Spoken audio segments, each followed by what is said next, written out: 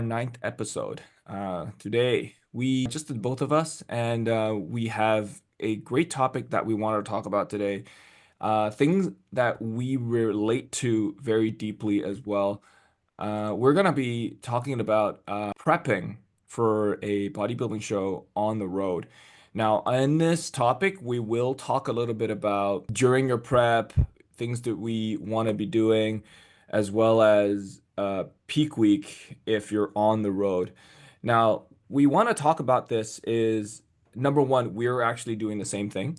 And I think if you're in Canada or even in the US, it's a big country, and competitions are all over the states, all over the world. So we do have a couple things that we want to just talk a little bit about, and I do want to mention on some struggles competitors will face just due to the fact that you're not in your familiar environment and probably lack of access to some stuff like foods, gyms, and just traveling stress. And that's what we'll probably talk a little bit about that today. But yeah, you've competed, a good couple times locally and on the road, I would say. Yeah, like I've done, I want to say probably I've probably done more shows on the road than like local shows, I would say. Actually, is that true? I think they're probably about even, I would say. Yeah. Yeah. Okay. So probably we'll say like, peak week is going to be everybody would probably want to talk about peak week, just being on the road demands and the flexibility there, but we'll probably dig into that in just a bit. However, I do want to like highlight that we can actually still nail peak week, if we have a plan. I do want to just highlight this specific word since you've done it a couple times. I've done it probably once here because I went to Calgary. So well, it's not like that far away. I mean, it's only an hour, an hour difference. But In terms of, yeah, but I've actually been with Maggie when we went to, so my wife went to Toronto one time for her nationals, and we had to travel to Toronto. So it's a 5 hour flight, and we were there on a night flight. So it was like what, 6 p.m. here on PST time. But the time we actually got to Toronto was almost 10:30 at night. It was a 4.5, 5 hour flight, including the time difference. And the worst thing was the flight actually delayed. shit. It's Flair. I mean, Yeah. I mean, no, wait, it was West. I forgot it was WestJet or it was Flair. It was either or. But then I think that was the worst thing, that the flight delayed, and because she was on the road, we didn't actually prepare enough food and water for her. So I think that's something that I wanted to actually talk about first is prepping food if you're on the road. So maybe like if you're on the road, like what would say would be some of the food that you would prep, or maybe some things that you would be using, ingredients that you'd be using if you're traveling. Yeah, so it depends. If it's something like a road trip, like a shorter road trip, like when I was going from Kelowna to Vancouver, when I met up with you there for the Vancouver show 2 years ago, I Yep. just had like a cooler where I put all my usual meals in there and I was fine. But if it's something like a super long trip or you're going on an airplane and so you can't get that food with you, I always just look up like the regulations for the food ahead of time and like what you can actually bring on the plane. Because I've actually had meal prep meals on the plane. Sometimes it's fine. I think for if you're going to different countries, that's when it starts being an issue. But I believe in Canada, because I had a long trip to Montreal where I literally had like I think two or three meal prep containers on with like food in it on the plane, and I was just eating it cold, and like they were fine with it. I don't know if that's changed now, but I would always just double check ahead of time um, with like the company that you're flying with and seeing if they allow for that. But things like rice cakes, things like even like protein powder, hydrolyzed protein powder, I find digests a little bit better than some other ones. Even like Fairlife drinks can work quite well too. But just having like super easy stuff that you don't have to be keeping cold, yeah, little things like that can go a long way when it comes to like flying. But typically, I'll have enough food that I need if I'm flying somewhere. I have the amount of food I need to get in for that time period. But once I get there, I go immediately to the grocery store, pick up everything I need, and then go to either my Airbnb or hotel room. Yeah, I think that's a really good point. Also, I do believe that bringing like a whole ton of dry foods if you're on the plane makes a huge difference. Like I think there's one of the most favorite foods if you're bringing on the take, we have like protein bars. Since you can't get enough water to get a shake in, so you probably just bring like protein bars on a plane. I mean, you're right. It does depend like how long the flight is going to be. But anything over like if you're talking about long flights, then if I think pre-packed meal. If you're traveling like over like 6 to 8 hours, then I do think like having a container or even a container would be good. You know Lauren, right? Lauren Loza. Yeah, yeah, I think she went to, I think last year when she competed, she had to travel down to Washington State, I think down to Portland, and then she had this cooler, this mini cooler, and then she rolled all her food into a Ziploc bag, and that's all her meals. I think it was a 3 to 4 day trip, and then she just rolled all her meals in these like small little Ziploc bags, brought a little small container, and so when she get there, she'll just pour everything out of the Ziploc bag and just heat the food up. So I think that that's a really smart idea from that. But I think you can make a really good point too. You know, having a access to a cooler or a travel meal bag, that's something that's you know pretty convenient to have. yeah. And then you're also bringing for flights, you're bringing rice cakes, right? Yeah, so rice cakes, even cereal. Cereal is another great dry option for getting in carbs. You can snack on them. Like their potassium to sodium ratio is like really nice too, so you don't have to worry about salting things up more. Um, so yeah, that can work really well. I'm trying to think of some of the other things I've done, but yeah, like when I did do that flight, like that was probably man, that's got to be almost like 7, 8 years years ago. So I'm sure things might have changed a little bit with it, but yeah, just even having your food, like making sure you're eating before that. Yeah, bringing some dry food like cereal, rice cakes, protein bars, especially if they digest well. I know sometimes it can be iffy if you're at the airport, usually they'll have convenience stores where you can buy stuff too. So there's probably Fairlife drinks that you can get there too, or protein bars and stuff like that if you're having issues bringing it in through security kind of thing. Yeah, that's a really good point. And I think you make a really good point that you brought up for the protein bars. You know, we can't have too much of them. I do think like two is probably, you know, a good place to sit. Anything more, I just feel like the fiber and you just start get bloating from all that stuff in the protein bar. I just think a little bit too much. Yeah. Uh, And with the flying too, you typically you want to fly ahead of time. Like if it's a long travel day, like a lot of times people hold a little bit of water retention. I know sometimes people's ankles will swell up if it's a very long flight.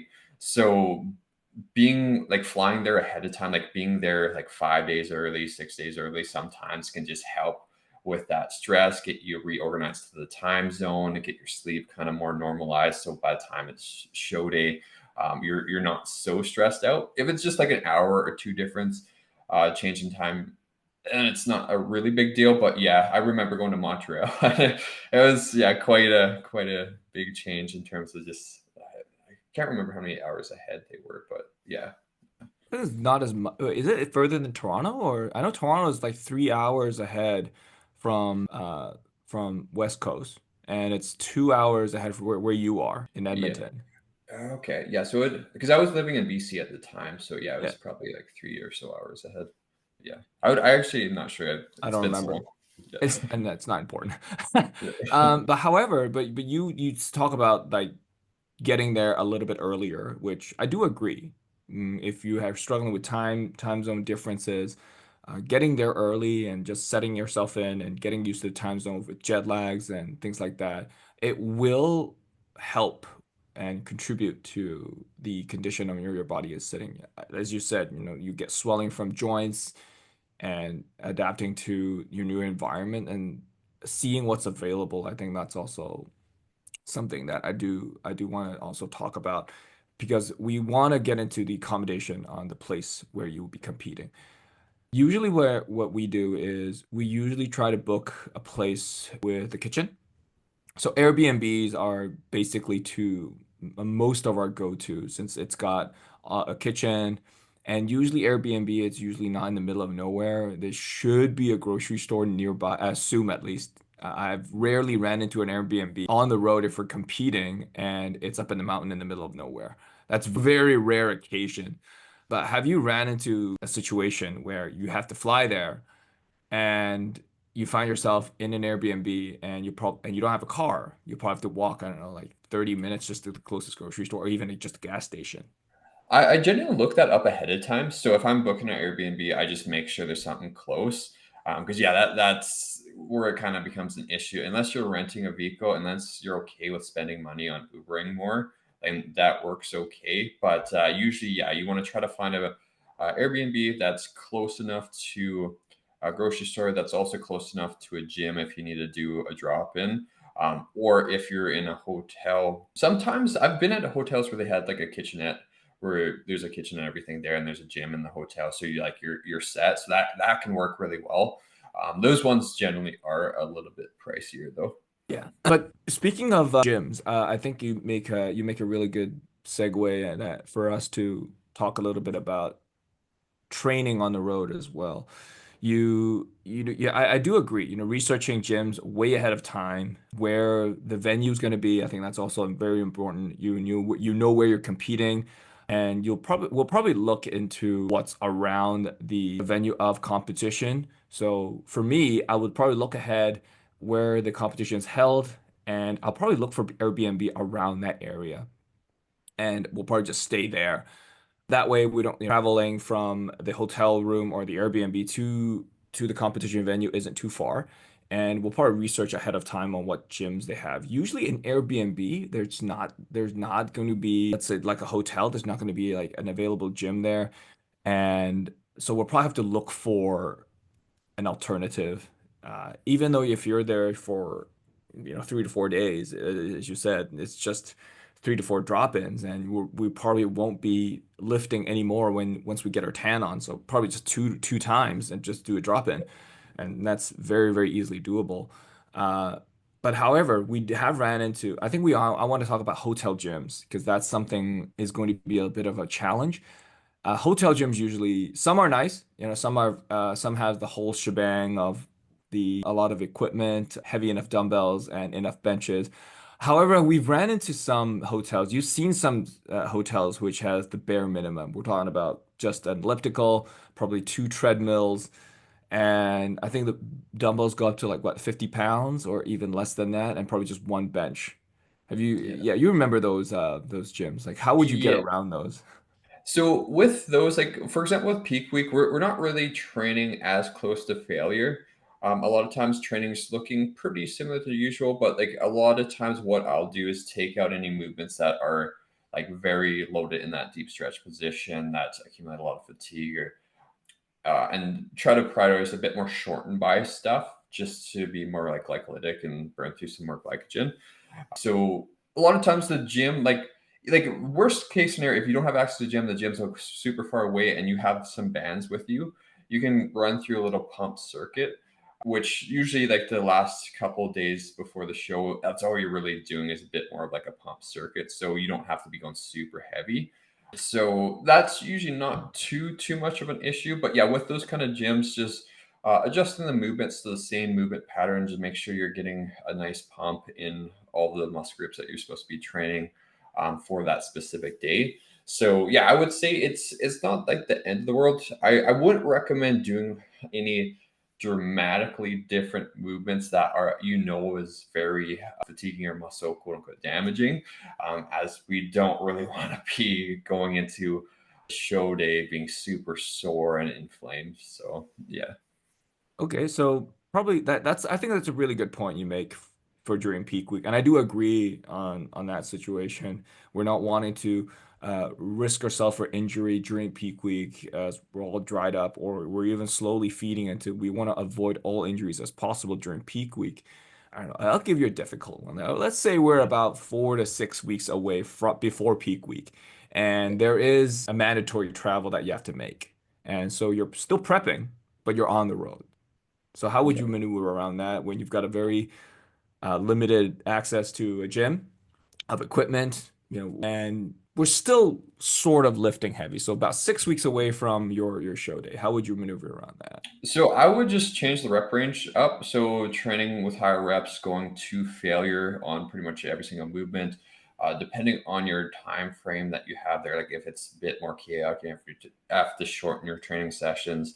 That's where supersetting, antagonist paired sets, mile reps, and stuff like that can come into play just to get that stimulus that you need to help retain that muscle mass while you're there. So little things like that can definitely help. With dumbbells, I know there's little tricks that you can do. If there's 50-pound dumbbells, you can like stack like two on top of it and like turn that into like if you put 20 and 20 or something. Like there's so many different ways that you can little hacks you can do, or like say they don't have a leg extension, Nordic leg extensions on the ground. So there's a lot of things that you can manipulate. But yeah, if there's like no equipment there, you can even just literally do body weight stuff. Like if you're doing push-ups to absolute failure, I know like Jeff Alberts, like he went on a vacation recently. I know one of his preps he did, he was literally just using like the table at his hotel doing rows and stuff like that, push-ups. He was using his bag like with all of his like clothing and stuff in it and doing curls with it. So there's always a way to make it work. It might not be as motivating training like that, but you can still get a good stimulus. Like you look at COVID workouts, right? Like Yeah. I remember training from home and just being super creative with able while still getting a really good stimulus. And I remember some of those pumps were actually quite quite gnarly pumps too, training from home. But so yeah, there's always a way to make it work for sure. Yeah, I do agree with that. Yeah, I remember COVID workouts, man. Those are yeah, and I understand it's like less motivating, but at least like honestly, if we're traveling, like how long would a trip actually be? Say a week? Maybe like Yeah, 10 days? 10 days or like 10 days, that's actually a pretty long time to be away from home. But all in all, if we're traveling and let's say if it's a week, I don't think if you have really a limited access to this, 1 week of even skipping some heavy lifts, and really don't think on a hypertrophy standpoint, I don't think it's such a, the end of the world. Yeah, you're not going to lose all those gains or what we like to call it, just better consider it like a deload week, something like that. yeah, Yeah. And that's going to be a problem if you had a deload week and then you're going on a trip. That's going to be a problem. Well, not yeah, a big 100%. problem. Yeah. Yeah. Because yeah, if you plan it out and have it so that's a deload week, you're just still getting in some steps and stuff like that.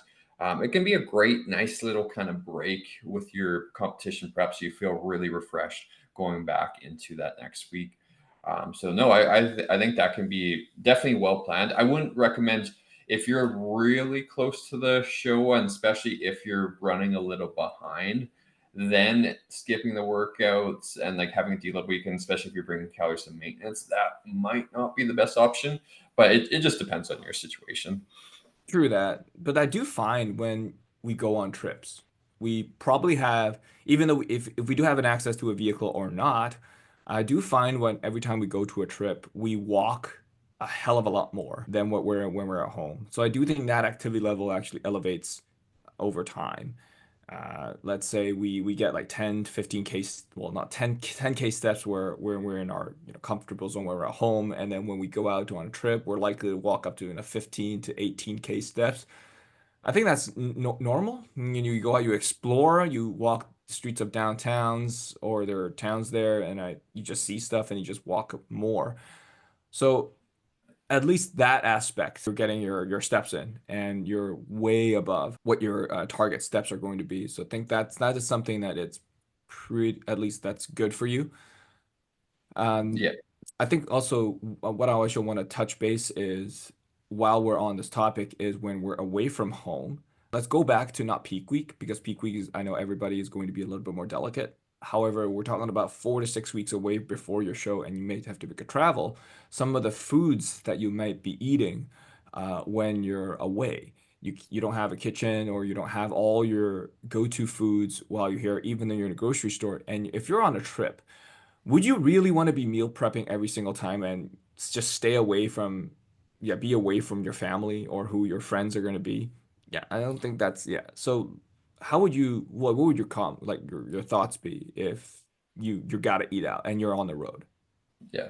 So yeah, just I would say there's probably like some snacks and like maybe like a breakfast meal from time to time where you're just having, say, your own food that you brought to like the hotel room where you're eating, or even like the options at like the hotel if there's like the bed and not what is that thing where like the breakfast where they have like the cereal, the The waffles, the buffet, egg. yeah, the Yeah, breakfast buffet. yeah, the breakfast buffet. There might be things where you can pick out there and make some solid choices with the cereal, like having a decent portion size there, with like making sure that you have Fairlifes or protein shakes or something on hand to keep that protein up a bit more. But when it comes to eating out, just choosing for smart options when you're eating out, like instead of going with the pizza, like see what they have. Like, do they have like a sirloin steak that you can have it so they're not buttering it, have like a potato with it, have like steamed vegetables or something, so you can still have like a nice, like that's if you're in prep, that food's going to taste amazing. So Yeah. you can still have that there for lunch, like things like Subway, things like burrito places, all these kind of things generally have some pretty good options for you. Like you can double up on the protein there and still fit it in that way. But I would just say like err on the side of like is it underestimating things or over? I think overestimating. So you Overestimate, want to, yeah. yeah, you want to like overestimate. So like if you believe that this thing has 500, add maybe 100 extra calories to like 600. Like think that that has 600 calories in it, and just log it that way. So because like even if you can find all these food items on MyFitnessPal or on their website, the accuracy is probably not going to be very concise. Like it's probably going to have a decent amount of error. Like the person's not like leveling off or like weighing out the food that they're cooking for you. So there's going to be a degree to error. So I always just err on the side of having a bit more or logging more than what I actually had. And that way you can still make even progress during your trip if you're tracking the appropriate way. I agree. I agree. So things like very simple foods, like tra at least trackable foods you see on the menu, like say a sirloin. If it's 8 ounce, at least that's if you're on that fitness pal, it's a little bit more trackable. If we're eating something like I don't know, like I know not tilapia, like tacos. I mean that's going to be hard. Like a whole bunch of nachos, that's going to be like hard to track by gram. You don't even know Yeah. how much like 300 grams of nachos look like. Yeah, we just never know. So I think yeah, try to stick with rather simple foods if possible. But I think you make a really good point is we want to overestimate on some of the foods that we're eating over when we're out. I mean that way that and then you don't actually overeat and spill and we don't really lose all your gains to just that one meal, honestly. But it's still something that we want to be dialed in on. Yeah. Yeah. Another hack that I've been using now with like AI is like with ChatGPT. Like if I say have a meal that it's like I can't find anything close to it on my Fitness Pal or like on their website or anything, I'll literally search up that meal into ChatGPT. Like I've had this specific meal. Um, it has this specific ingredients in it. What would the macros and calories look like? And then it'll bring up something. Usually it's fairly reasonable. I've had a couple of times where I'm like, that's definitely under. But it can be a great way if you're guesstimating. Like if you have no choice, like it's a homemade meal that gets brought in front of you and like you fucked up, you didn't prep or you like it's just a way of like seeing roughly where it's at. So I would say doing that is going to be better than just being like, fuck it, I'm just going to eat it. And like just still having some awareness, bring some awareness to that meal. Yeah. But yeah, But yeah, I like how you're using AI or ChatGPT to actually take a photo of the food and asking AI to guesstimate for you. I think that's a really smart move. And then now we can have a little bit more accuracy rather than just eyeballing stuff. like But if let's say like does it work? Like how does it work if you're if you're taking a picture of it's a family gathering and it's a big plate of foods. So Um, the one that I think I actually don't take a picture. I literally just input in like the specific food name. So like if I'm at a restaurant and there's a specific meal name for it, and like I'll type it in and see like ask for the ingredients of it, and if that seems to match up, then I'll just be like, okay, like what are the macros of a typical this meal at a restaurant, and then it'll kind of bring that up. So I know there are some like AI tracking apps out there that I think still have a large degree of error that I wouldn't recommend utilizing yet. I'm sure give it like 2 years. We'll probably like an invention I always wanted to have is like, and watch somebody's gonna create this now. Where there's a device in your mouth that tracks how many calories you're consuming. So and then it's just you just look on your watch and you're like, okay, I'm at this. I'm just gonna eat a little bit more, and like you know exactly how many calories you're consuming. So and like there's like a little thing that maybe takes a picture, like records how much food's going to your mouth, and somehow dissects it. And I don't know. I feel like that would be very cool, but I don't know if anybody would. I think it could help, but yeah, I'm getting off track here. you got to trademark that right now. So if somebody takes your idea, man, Yeah. we're missing out. Yeah. But speaking of that, I do think that it might be coming. Maybe not the tooth thing, but at least something right now is all underdeveloped. Ray-Ban actually has already developed their second version of those camera with the glasses on that can do recordings and that has a sort of a built-in speaker headphone right next to your ear. So it could play songs, it could take a picture. It's got this camera right in the side, or I don't know if it's center on the side, I don't remember. It can record videos and it will directly link up to your phone. So you're getting basically a FPS version of what you're seeing through those pair of glasses. Now they're not very appealing to look at first run. But I think technology as you said, over the course of 2 years, 3 years, they develop their skills, they develop the aesthetics of the pair of glasses and the technology of it. Probably by the time you look down on on that meal, it could pick up just like the scan your meal thing a function on MyFitnessPal. It could probably potentially do the same thing and do a guesstimate and link it straight to whatever app is on your phone. Well, let's hope for the best. But I mean, like I think eating it and putting something in your tooth, I don't know. That's Yeah. may sound like it's a bit of a stretch at this era. Maybe Yeah. that's when we're dead. I I don't don't know know. about putting it in your tooth, but yeah, like putting it like having something, yeah, like glasses, I think would probably be a better, more like Something that most would people would like do that exists now, rather right? than inserting something into Inside yeah. inside the tooth. Yeah, it's something that exists now. Yeah. Yeah, because I do believe that if it's in the tooth and it's a sensor, it's a little bit difficult to sense. Like I don't know, maybe it's beyond our technology right now. I think the taste buds are something that picks up whatever ingredients in there instead of the tooth. I don't know. Then just I random was thought more so just thinking like a camera that kind of like yeah, but in your mouth. we're getting yeah, yeah. Yeah. Okay, yeah, that's definitely something you should definitely put a trademark it. And if somebody does develop that, man, like, that's my freaking idea. Yeah, for sure.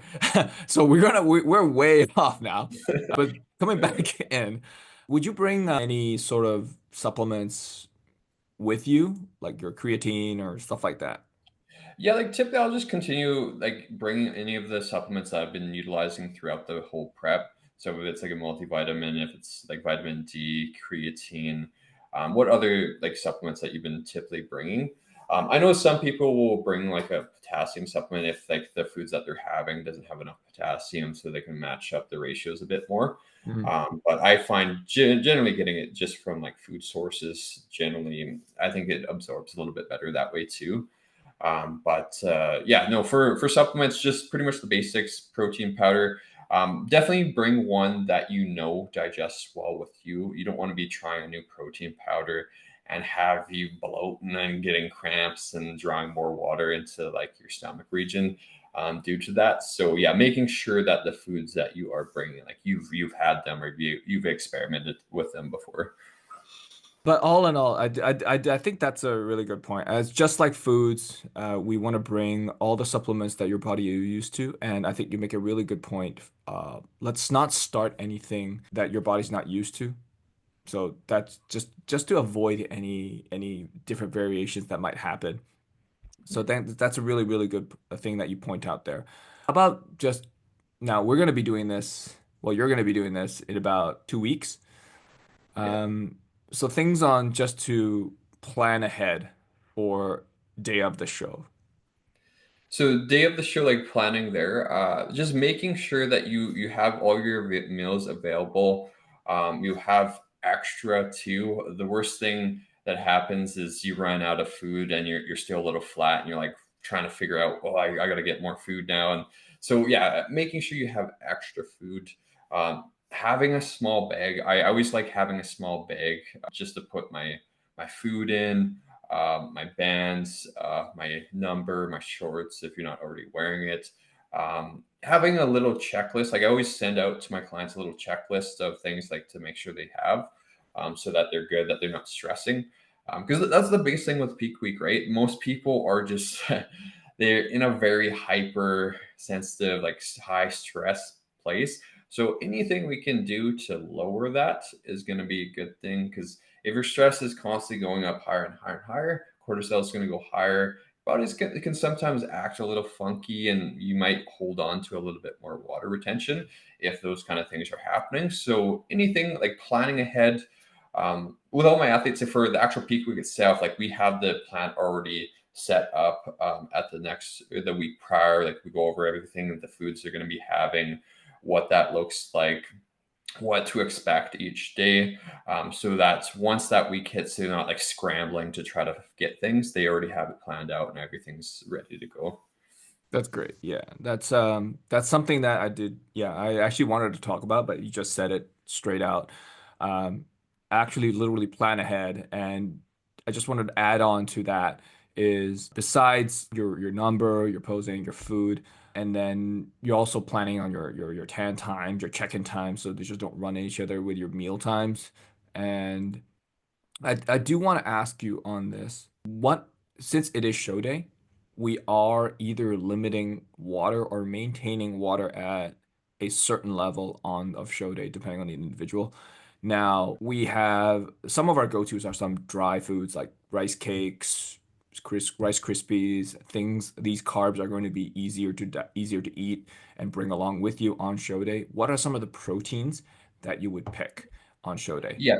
So I've done two different things. Like with like Team 3 and J, like they had my protein intake literally be the exact same amount as like other days. I generally, for most of my athletes, like to lower it a little bit because protein's not as important on that day, and it can sometimes add a little bit more just food bulk to your stomach, and it might slow down digestion a little bit. So like generally, protein sources are like a little bit more minimized, and then choosing like easy diet, like whey is a good one, or just a small bit of chicken or a small little bit of beef or something like that. I don't mind having in there.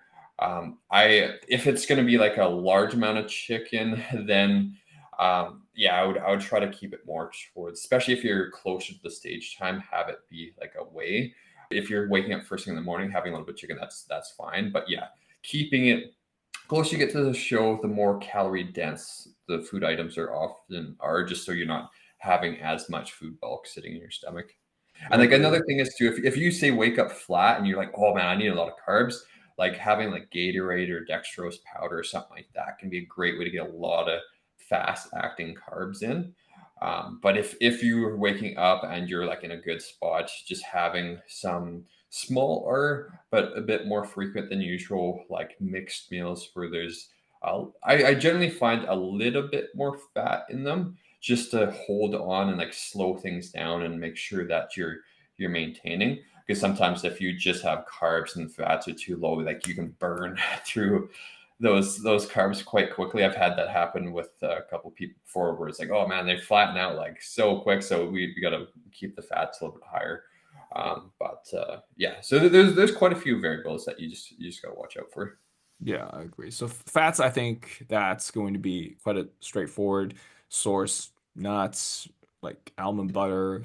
I don't know if almond butter is that like high in fats or something? Yeah, almond butter. I find peanut butter, almond butter, even dark chocolate. I find it's got some sugars and stuff in it too, and it's really dense. Mhm. And most people agrees, and it also adds a little bit of potassium to that meal if you're because a lot of times you're not having as much like voluminous veggies. Like that's another thing that I've been kind of experimenting with a little bit more on, is trying to keep the potassium and sodium ratios relatively close. Obviously, we'll load on sodium right before on stage and stuff like that, and maybe a little bit higher sodium meals like the second last one. But yeah, I find just to keep potassium up because like what I've noticed with some people is they'll take out like all their vegetables, but they don't make up for it with some potassium sources. So their potassium goes really low and their sodium's really high, and then sometimes some weird things can happen there too. Yeah. So I'm gonna ask the a very common question. It's probably semi myth. People will will probably remove a lot of their vegetables just to avoid fiber and bloating of the stomach. And what they'll replace that with all that potassium is a banana. Yeah. So like what about that? So Like if people will do just that? like take out all the vegetables and have banana and then carbs and fats on show day or even prior to show day, just to prevent them from spazzing and all that stuff. Yeah. I want to hear your take on this. Yeah, so it doesn't really like any food sources is if you're getting potassium, right? Like it doesn't matter what source you're getting from. Like if you're getting it from a source that's bloating you more, then yeah, we want to remove that. But if you're having it with a source that like you're fine, digestion's fine, you're not getting any weird bowel stuff from it, that's totally fine. Yeah. Yeah. Yeah. So that's great. That's a really good insight. So banana does work for for some individuals, but if I as I just wanted to add on there, if you haven't had these bananas throughout your prep, I will not recommend it just to try it on show day, just to remove any variables that might happen to your physique. It is show day. You might be only 30 minutes or even an hour away from yourself from stepping on stage, and we want to avoid all this.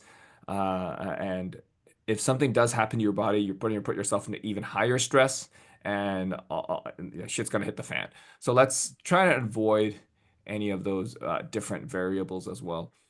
Yeah. I think Um, I was gonna say like because what I've been actually doing this past like every second week, I've been experimenting with a slightly different kind of quote unquote peaking protocol. yeah. So like experimenting with the different types of foods, seeing how my body responds to them, how digestion is with them, and like going and seeing how my physique's looking in the morning. So like for example, like what was it like 3 weeks, 4 weeks ago? I've been trying to do something similar to like the rapid backload that Cliff Wilson does with his clients, but I'm kind of not quite as depleted. So, but I've been having some higher carb days, upwards of like 750 to like 850 to 900 grams of carbs, while keeping protein down and fat slightly down. Yeah, just seeing how my body responds to those kind of variables, and with water and like do like because you want to experiment ahead of time, especially if you're doing a protocol you've never done before, to see how your body's going to react. Because if you do something quite crazy, like say like something like the rapid backload, and you've never done that before, you're probably not going to be looking too good on that day unless it's like a freak accident, you did everything perfectly. So yeah, if you're doing something more dramatic, definitely practice it ahead of time. If you're doing something more conservative, you can pretty much just mimic something like you would do with your refeeds. Like have you don't have to actually deplete, and you can just have your regular low days and then have your two high days right before your show. And usually that's going to bring a pretty solid look. So yeah, like if you're like there's a lot of information on peaking processes out there, and like if you don't practice it ahead of time, a lot of times it can add a lot of stress, and like you might forget some, and it's not usually worth it. So yeah, if you're trying to do something that's going to be a little bit different than or a lot more variables at hand, make sure you practice it ahead of time. I agree. And that goes for first timers as well. If you're doing your first time and just go with it's just keeping it nice and simple. That keeping it simple and a routine that you're used to also will help keeping the stress levels down. And then overall, you just peak a little bit easier and a little bit better, and even your physique will actually show that. Um, and then in the future, when you're prepping a second time, then I think you can experiment with different peaking protocols, like loadings and things like that. But then that for now, I think for even for first timers, keeping it nice and simple, like as you said, there are a couple low days and then slowly feed into your two high days. You'll be fine. Any funny stories or past travel prep shows stuff that you wanted to share? I'm trying to think. Let's see. No, like I think yeah, like it's like peaking is always one of those things. Like I feel like as a coach, the more you know, the almost more stressful it can be sometimes. And sometimes the less you know, the you just follow something, the less stress there is. Because I've noticed that with myself with certain peaking, like if you're a very high anxiety person, and you overanalyze going through prep, sometimes like you can get in your own way a lot where you're like, oh, I think I'm too fat. Oh no, I think I'm too full. Oh, and then you're constantly changing your decisions and adding more overwhelm and stress. So if you're somebody that's going through a prep and you know you're quite high strung person, like having somebody there to help guide you to be like that second eye to make sure you're doing what you need to be doing without making last minute crazy changes is going to be something that's I couldn't say enough of. Yeah, great word of advice. So keep those in mind. If you guys are looking for your first prep in 2025, is that going to be feasible? 2025? It's like mid 2025 now. We still have a couple of more shows down the road for WNBF and IMBF down in the US. So if you are looking for your first prep and you're looking to speak to a more of a coach, you've got Brandon. He's a very knowledgeable guy, and of course myself. Ha ha ha. Here's the timestamps for the only part that you have to listen to, and then you can just ignore the rest of the whole podcast. No, just kidding. Just kidding. But then, yes, if you are looking for your prep, please reach out to us. We're more than happy to answer any concerns that you may have. And if you're thinking about it, please speak to one of us. You're more than welcome to speak to one of us for to plan your next season. So me and actually incorrect grammar, Brandon and I will highly recommend a longer period, at least 24 weeks and above. And if you're a first time, we've talked about this before. You know, if it's your first time, we do recommend even longer than that, maybe up to 8 months or 9 months ahead, so we can really understand where you are currently and plan out your season and see how far away are you from your physique is from what we will consider, stage weight. Any final things that you want to add before we close out? No, and and that's the another big reason to have a bit of a longer prep time, especially with a coach, is just to really get that communication back and forth, understand how people communicate, how they act, and like everybody's going to be a little bit different their first time through prep, and the more time we have with you, the more predictable we're going to know how your body responds and how you generally behave under high stress, low stress, and kind of figure out what makes you tick to help push you to those new extremes. Yes, I totally agree. Great point, great point. But yeah, thanks for tuning in. Really appreciate your time and stay tuned. You will have your first competition on May 3rd, so that's in 2 weeks' time. Is there going to be a stream for BC Cup? Yeah, there should be a stream online. I'll post it on my Instagram story. I guess we can post it on like the Lifting Nerds podcast story Instagram too if you guys aren't following that already as well. Mhm. And yeah, and then I guess you'll have a live stream for your show as well, right? Yes, For so there's we will be sharing on the WMBF channel and this channel on this Instagram as well as my personal Instagram. I will be sharing the live stream for Brandon's. It's going to be on the same show, the WMBF and Vancouver and your BC Cup show is going to be on the same day. I will share both links up on these Instagrams, so you can go watch Brandon compete for WNBF. I'm not competing, but I'll be there. You'll probably see me walking around. And it's we have a lot of competitors in this year's WNBF Vancouver show. There's over 100 competitors this year. Sweet, man. It's a That's all. record-breaking. Yeah, we've never had over 100 this year, and the introduction to classic physique really brought a lot of male competitors this year. We Sweet. have a whole ton of men physique competitors. So that's let's hope some of them may transition to Kelowna and we may see them there. But all in all, we will be sharing all those links and live streams on our story, so pay attention to that. That yeah, but that's all that, and we'll probably see you guys next time. Thanks.